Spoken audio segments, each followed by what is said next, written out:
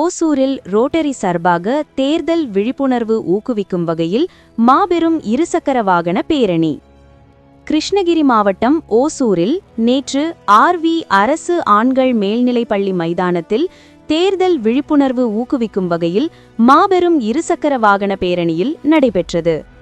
இந்த நிகழ்ச்சியில் ஓசூர் ரோட்டரி கிளப்பின் தலைவர் ராகேஷ், ஹரி, அருண்குமார் மற்றும் PR வாசுதேவன் அனந்தகுமார் ஆகியோர் தலைமை தாங்குகின்றனர்.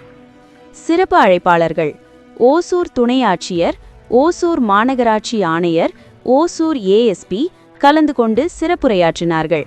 அதனைத் தொடர்ந்து பொதுமக்களிடையே விழிப்புணர்வை ஏற்படுத்தும் வகையில் ஓசூர் சார்ந்த 500க்கும் மேற்பட்ட இருசக்கர வாகன ஓட்டிகள் ஹெல்மெட் அணிந்து ஆர்வி அரசு ஆண்கள் மேல்நிலைப்பள்ளி மைதானத்திலிருந்து MG ரோடு வழியாக சென்று சாராட்சியாளர் அலுவலகம் வழியாக சென்று தாலுகா அலுவலகம் நுழைவாயில் முன்பு மக்களுக்கு விழிப்புணர்வு ஏற்படுத்தும் வகையில் கைகளில் பதகைகள் ஏந்திய வாசகங்களுடன் ஊர்வலமாக விழிப்புணர்வு ஏற்படுத்தினார்கள். இந்த பேரணிக்கு ஹேமந்த் தலைமை தாங்கினார்.